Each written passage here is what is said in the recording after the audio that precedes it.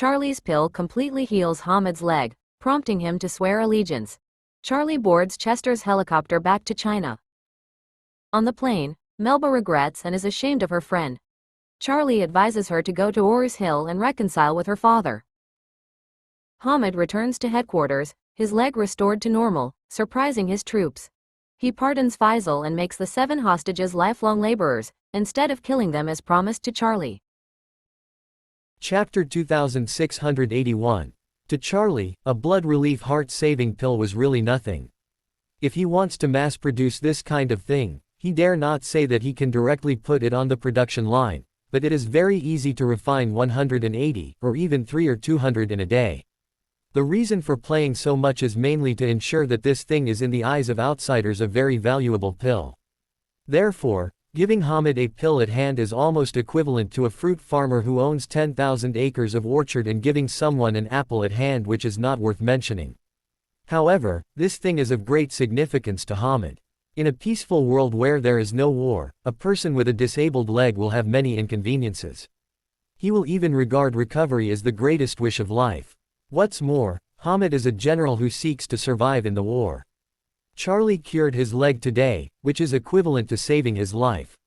With a healthy body, Hamid can better lead soldiers to fight, and even lead the soldiers so that soldiers can maintain obedience.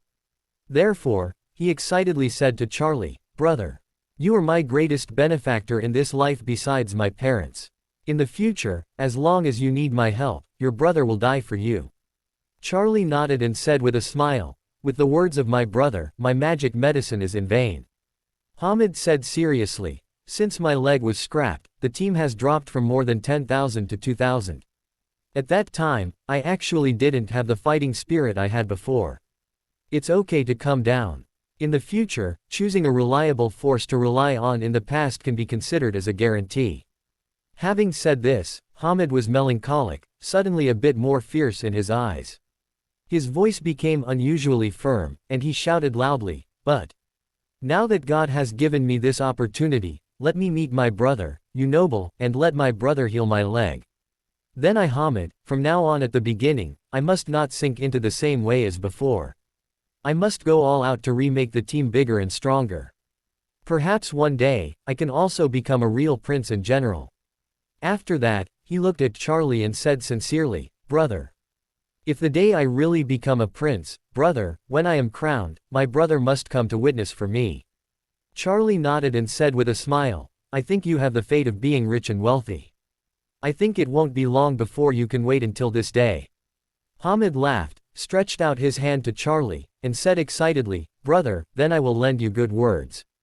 Charlie smiled slightly, stretched out his hand and shook his hand firmly, and said, "In addition to fighting wars, you need to be more economically savvy.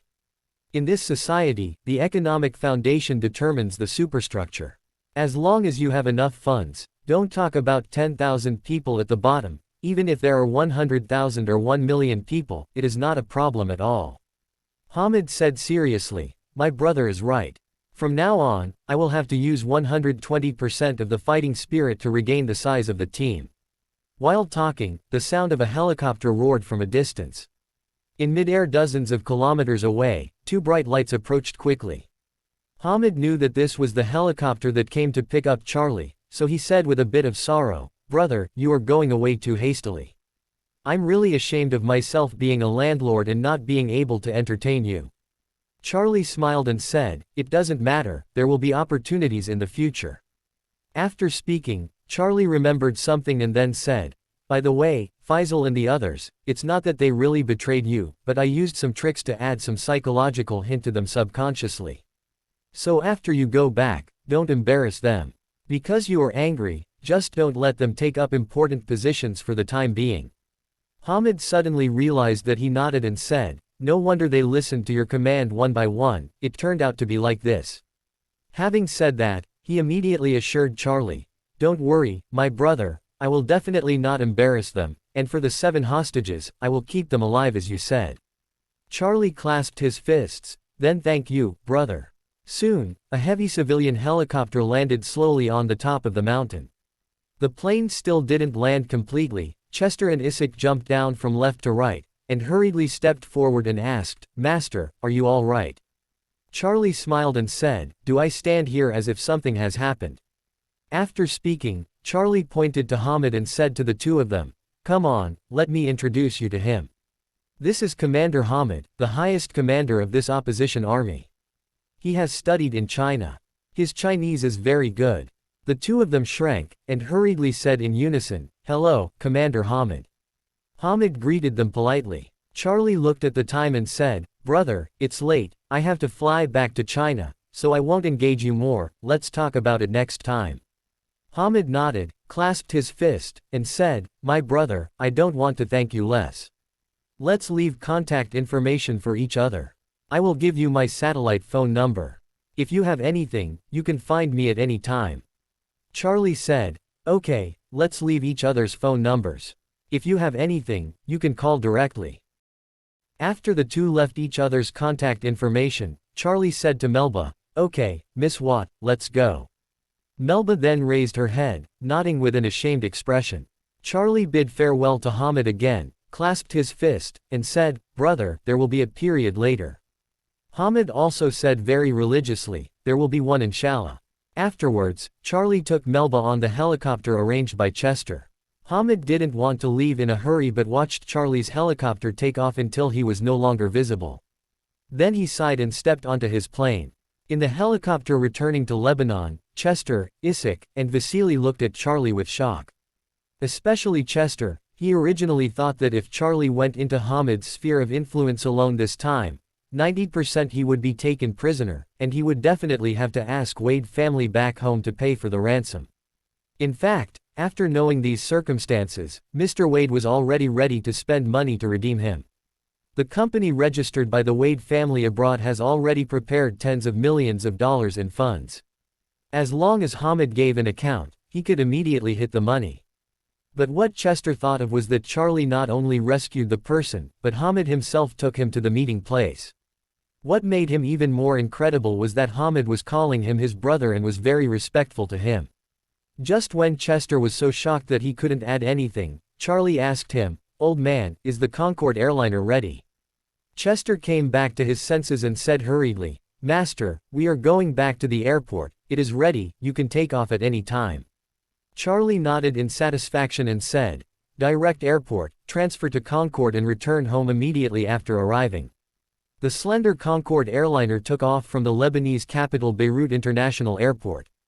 The plane soared into the sky and sailed towards China at the fastest speed. On the plane, Melba sat in the window, staring out of the window in a daze. Until now, she still feels that the experience of the past hour or so is like a dream. However, she quietly looked at Charlie, who was sitting not far away with his eyes closed and rested, and she could clearly feel that all this was not a dream, but a real existence. Thinking of Charlie coming to Syria alone and saving her from the brink of death, Melba felt very guilty besides being grateful. She felt that after so many years of reading and studying economics and finance for so many years, she was naive and could not even see through human nature. At first, she was not ashamed of her abandoning her peers. But now that she thinks about it carefully, all her friends are really uneasy. In their opinion, she would rather die with them by herself than have a chance at life. Even they had the chance to live, but they were squandered unscrupulously. As a result, they squandered their opportunities and started to feel extremely angry that why she had the opportunity to leave. This kind of person made her fully appreciate the evil of human nature. Thinking of this, she silently stood up from her seat, then paced to Charlie's side and sat down gently. Charlie, who was closing his eyes and rested, felt a person sitting next to him. He opened his eyes and saw that it was Melba. He smiled and asked her, "Why don't you take advantage of these few hours of flying time and take a good rest?" Melba said in embarrassment, "I was very confused and couldn't sleep." With that, she looked at Charlie and said in shame, "Mr. Wade, I am really embarrassed today." Charlie smiled slightly, "Are you doing it for your friends?" Melba nodded slightly and said with emotion, "I really didn't expect that they were all such people." "You were right. I don't know enough about human nature. Maybe it's society. A lot of experience is still lacking." Charlie smiled and said, "The more lack of social experience, the more proof that you have been well protected since childhood. Many children in a few years and teenagers have a lot of social experience early on. This proves that the protection given to them by their native family is not enough. After speaking, Charlie said again, "Furthermore, this thing you experienced is indeed quite special. Under normal circumstances, it is impossible for a normal person to experience being kidnapped by the armed forces of another country. There are 6 to 7 billion people in the world. Population, it is estimated that there are not even 6 or 7,000 people with this kind of experience. When converted, only one person in an average of 1 million people will have this kind of experience. So congratulations. After tonight, you are separate from 99.99% people who didn't have the opportunity to have practical experience, immediately left most of them behind." Melba was even more ashamed and blushed and said, "Don't make fun of me. I know I've done this thing from start to finish." Charlie agreed and said, "If you ask me to make a pragmatic comment, your thing is really stupid. Anyway, it's right and not wrong, but you are in the wrong position. If you really want to prevent the world wars, you should not propagate anti-war in Syria, but at the door of the White House in Washington, because your motherland is responsible for at least 50% of wars in modern society around the world." Melba nodded lightly, and then hurriedly said, "Mr. Wade, in fact, I want to say, I am not the kind of banana guy." Charlie asked curiously, "What is a banana man?" Melba hurriedly said, "Banana people refer to Chinese people who were born and raised in the United States. They have the body and genes of a yellow race, but have the thinking and views of Western people." Charlie asked with interest, "Aren't you thinking like Western people?" Melba shook her head and said, "Although I was born and raised in the United States, and I was also an American citizen, my parents taught me since I was a child that my roots are in China. Let me remember that wherever I go, it is China. Man's creed." Charlie nodded lightly, and then asked, "But I heard your dad say that you don't seem to want to return to China." Melba explained, "The main reason is that I have some communication problems with him. In fact, this problem has always been between father and daughter. When I was young, he was busy making money and flying all over the world.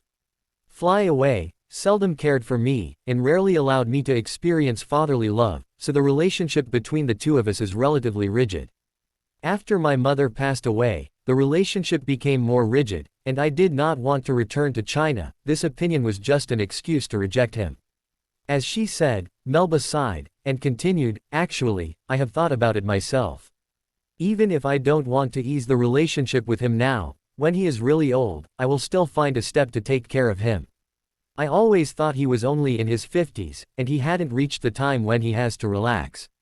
Charlie nodded in understanding and said, "If you think it is really difficult for the two of you to relax, it is actually unnecessary. You must go to Oris Hill now. Your father's greatest hope is that you are safe. You still want some personal space. For the time being, I believe he can understand it too." Melba blurted out, "But I have promised you." As she said, she realized something and said with shame, "But I may find it difficult for myself to do your job now. After all, I made such a big mistake in judging the situation. This proves that my ability and temperament are still not good, not enough." Charlie waved his hand. "This is not the same thing. If a person judges a wrong friend, it doesn't mean that he will make mistakes when he does other things. I have always believed that genius definitely does not follow the barrel effect. A person who is balanced in everything is not a talent, but a mediocrity. Only a person who is extremely strong in one aspect is a real talent. If you are someone who is very strong in certain aspects, then you are a genius." After speaking, Charlie said seriously, "You should have seen a lot of Hollywood inspirational movies.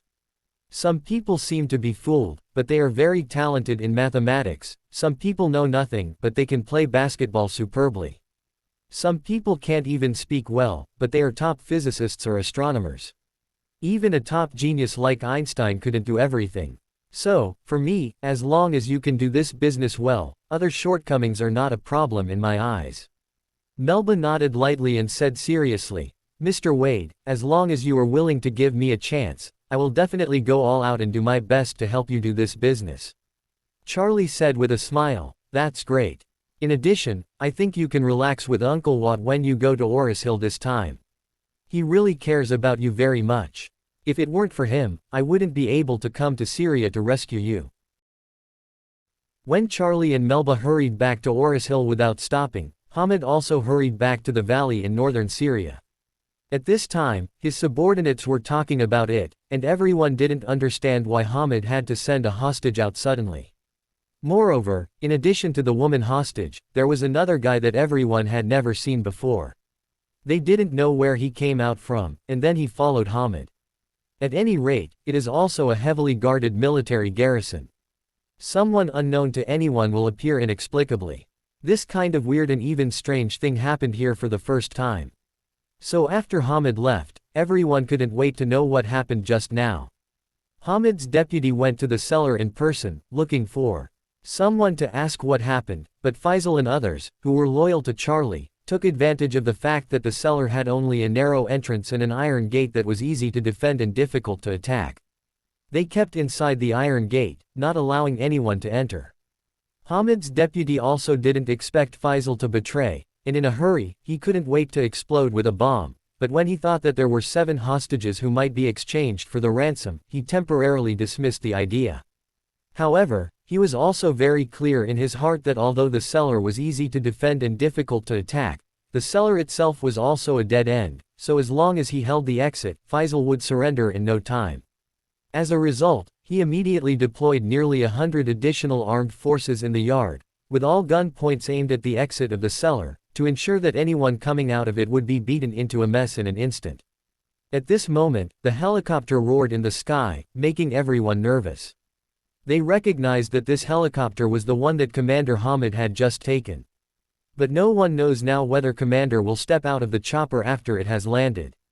The helicopter slowly declined. Hamid's deputy saw the helicopter to land in the yard, and immediately to the side of the soldiers told, "Get quickly out of the way, to make a helicopter landing space." In the yard of the house, soldiers had packed quickly to the surroundings, leaving a large space for the helicopter to land. Then, the helicopter fell slowly. After it landed, the door opened instantly, and Hamid jumped off the plane directly. Seeing such a situation, he couldn't help asking, "What are you all doing?" The deputy hurried forward and said, "Commander, where did you go? Where are the 2 people you took just now?" Hamid said calmly, "Both of them are my friend. Don't ask more questions about it, you are my deputies and dare not ask any more." They hurriedly said, "Commander, Faisal, and the others have already rebelled. These guys are now in the cellar preparing to fight back. As long as you say something, I'll let people blow the iron door and rush in to catch them." "No," Hamid said immediately, "I left Faisal underneath. Don't guess." After that, he immediately stepped towards the entrance of the cellar. At this time, the deputy suddenly recovered and exclaimed, "Commander, what has happened to your leg?" Hamid smiled slightly and asked him, "You want to ask what has happened to my leg? I am not lame, am I?" The deputy nodded lightly. The surrounding soldiers also looked horrified. They also realized that Hamid's left leg has completely become normal, and everyone was extremely curious deep in their hearts, wondering what happened to him. Hamid laughed. "My benefactor gave me a magic pill, it cured my leg, from now on, I Hamid, is no longer a cripple." Around the soldier could not help but be stunned. A magic medicine cured a lame leg that has been irreversibly damaged. Isn't this a foolish dream? Although you don't read a lot of books, you still have basic common sense when you carry guns and fights every day. In Hamid's case, let alone in Syria, which lacks medicine and health facilities, even if you go to the most powerful developed country in the world, it is impossible to cure this. However, the reality in front of them is right in front of them. The commander, who has been lame, is really walking fast. Hamid naturally saw everyone's reaction in his eyes. Although he was so excited that he almost wanted to shout, for his own image and to better control his team, he still resisted his inner excitement, pretending to be calm and striding forward, all the way into the cellar. As soon as he entered the cellar, he said directly, "Faisal, I have sent Mr. Wade and Miss Watt away, and Mr. Wade has also told me about your situation. Don't worry, I will assure you of my life. As long as you open the door, you won't be embarrassed. You can continue to return to your armored team, and the others are the same." Faisal subconsciously said, "It doesn't matter whether I live or die. The most important thing is that I must first make sure that Mr. Wade has left safely. Otherwise, I will fight with you to the end." Hamid was surprised in his heart and thought, Brother Wade's hypnosis method is really amazing. This man was his own. He didn't care about life and death, he just wanted to be loyal to Brother Wade. If I had this ability, I would not be able to unite the entire opposition camp. After a while, Hamid said, Faisal, do you still doubt that I will do something unfavorable to Brother Wade? You don't want to think, how could I be his opponent? What's more, why should I be against him? Do you know that Brother Wade is my benefactor and he healed my leg? Faisal asked, You said Mr. Wade cured your leg. Hamid immediately said, Can I lie to you? If you don't believe me, open the door and have a look. Don't worry, I am the only one in the corridor. After a while, the iron door opened a gap, and Faisal looked through the gap and found that there was indeed only Hamid in the entire corridor, and he was bare-handed and did not carry any weapons. So Faisal breathed a sigh of relief and asked, What you just said is true. Hamid raised his hands and walked down slowly, saying, Look for yourself, my legs aren't they all right? Faisal was shocked, and because of psychological hints in his heart, his respect for Charlie burst out, sighing, In this world, I am afraid that only Mr. Wade can have this ability. Hamid nodded and asked him, So you believe me? Faisal said, I believe. After speaking, he opened the door directly and said, Commander Hamid, I hope you can keep your promise. Hamid solemnly said, Don't worry, I will do what I say. After that, he stepped into the cellar pointed to the iron door of the room inside, and said, Faisal, I know you are loyal to Brother Wade, but before Brother Wade does not come back, or give you any orders, I hope you can do well your original job.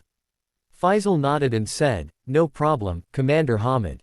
Okay. Hamid pointed to the door and ordered, Open the door inside. Faisal did not talk nonsense, and immediately opened the iron door. Hamid stepped forward, and the 7 young people inside were so scared that they couldn't help but plead. Hamid looked at these 7 people and sneered, First of all, congratulations. I promised Brother Wade that I will not take your lives.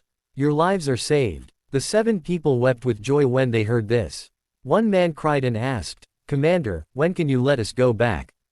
Go back. Hamid waved his hand. No, no, no, no, no, 7 of you will be slaves here, as long as you live, just work here. If you die, you will be buried here. In this life, there is no chance to leave this place for you.